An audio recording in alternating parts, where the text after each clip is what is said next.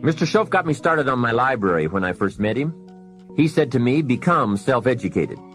Standard education will get you standard results. Check those numbers and see if that's what you want. And if it isn't, if you want something better than standard, you must become self-educated. So I went to work on my library, and I now have one of the best. Shoaff recommended a couple of books in particular to get me started. But the first book Mr. Shoaff told me to get was the book Think and Grow Rich by Napoleon Hill. If you don't already have it, it's a great one to add to your library. Earl Nightingale has put it on cassette. The title should intrigue you, Think and Grow Rich. I read it several dozen times. Shoaff said repetition is the mother of skill. And if you could have seen my bank account at the time, you would have known I needed lots of that kind of repetition. Some of the ideas in that book made major changes in my life. As I look back now, the book was worth thousands, and I bought it for pennies. I learned a very valuable lesson. There can be a great deal of difference between cost and value. Before I met Mr. Shoaff, I used to ask, how much does it cost? After I met him, however, I soon learned to ask, how much is it worth? I started basing my life on worth instead of cost, and everything changed. So that was one book he recommended, Think and Grow Rich. The next book he recommended I get was a book on nutrition. Shoaff said, study nutrition. Vitality plays an important part in doing well. Some people don't do well because they don't feel well. It's not that they're not intelligent, it's that they're ill. They don't have the fire and the vitality to do well. So he really got on me about nutrition. Now, some of those health books are a bit weird, but you can separate out the weird stuff. There are cassettes on nutrition, too. Remember, don't be a follower, be a student. Someone says, I read this book. Should I follow? And the answer is no. Read at least 2 books and make up your own mind. Don't be a follower, be a student. So take care of yourself. There's a Bible phrase that says, many times the spirit is willing, but the body's weak. So you have to work on both. You wake up in the morning and the mind says, let's go get 'em. And the body says, I can't even get out of bed. So work on your health. A person's library of books and cassettes reveals his or her most dominant desires. It's interesting to walk into someone's house and browse through the library. What does your library say about you? So read all the books. Now here's good news. You don't have to read them all at once. Try this, 2 books a week. In 10 years is 1,000 books. If you read 1,000 books in the next 10 years, do you think they would greatly influence all the dimensions of your life? The answer is, of course. Well, here's what's exciting. It's only 2 books a week. However, I would suggest if you haven't read 2 books a week for the last 10 years, you are about 1,000 books behind. Can you imagine the incredible disadvantage it will be 10 years from now to stride into the marketplace 1,000 books behind? For some confrontations, you won't be a match. And for some opportunities, your knowledge will be too lacking. For some values, your philosophy will be too shallow. Missing skills, missing knowledge, missing insights, missing values, missing lifestyle. It could happen if you don't read the books. Remember, the book you don't read won't help. You can't read too many books, but you can read too few. Now, the next way to learn from others is to listen. Become a great listener. Get around successful people and listen. Listen to what they say, and listen to how they say it. There is something to be said for style as well as content. And never has listening to successful people been easier or less costly than it is today. With cassettes like the one you're listening to now, you can own cassette programs by and about the most successful people in any field. And you can listen to their ideas while you do something else. While driving your car, exercising, getting dressed in the morning, anytime.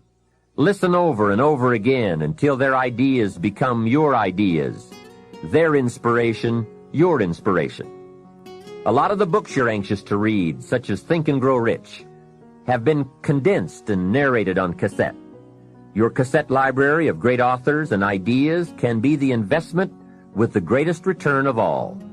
Great cassettes will do more than teach you great ideas. They'll also remind you of the important things you already know but sometimes forget. They'll lift your spirit. They'll keep your mind on what's important, on your goal and how you can achieve it.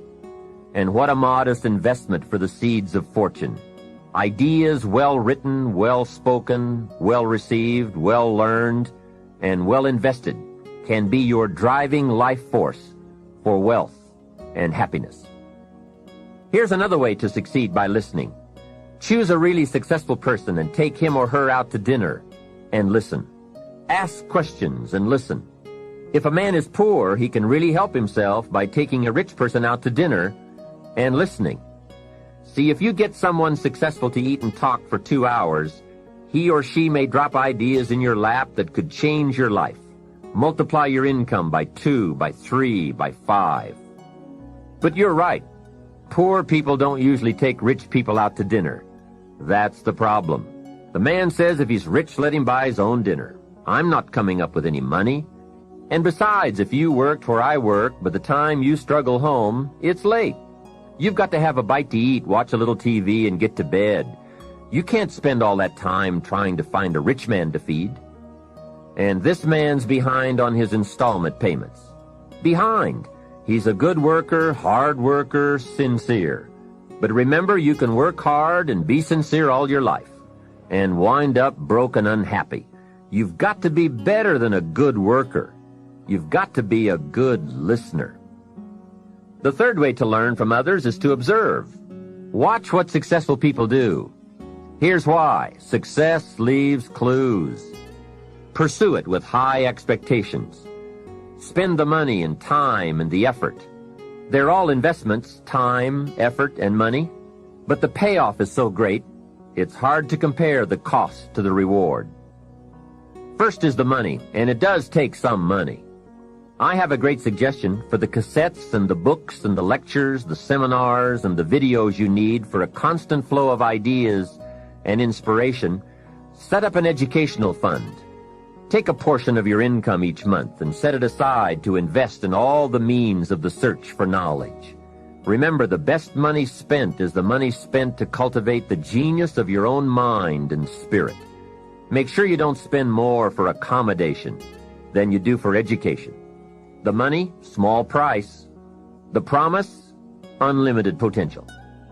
Next is the time. That is a valuable expenditure. I understand that. To ask people for their money, that's one thing, but to ask them for their time, that's a major request. But I don't know any shortcuts to this. It takes time, precious time. The time you spend is that much less time you have to spend. You can get more money, but you can't get more time. However, life has a unique way of rewarding high investment with high return.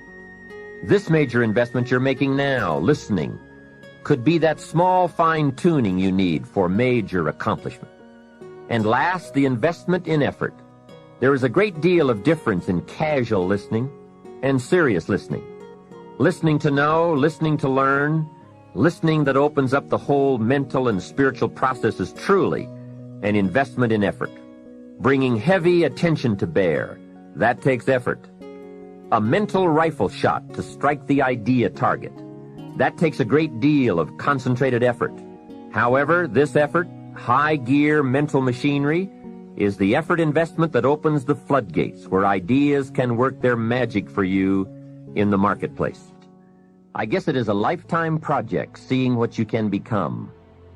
Personal development is truly the key to the good life. You see, what you become is far more important than what you get. The most important question to ask on the job is not, what am I getting? The most important question is, what am I becoming? However, it is also true that what you become directly influences what you get. Most of what we have attracted by the person we have become. So here's the great challenge of life. You can have more than you've got because you can become more than you are. That is the great focus of attention for life change.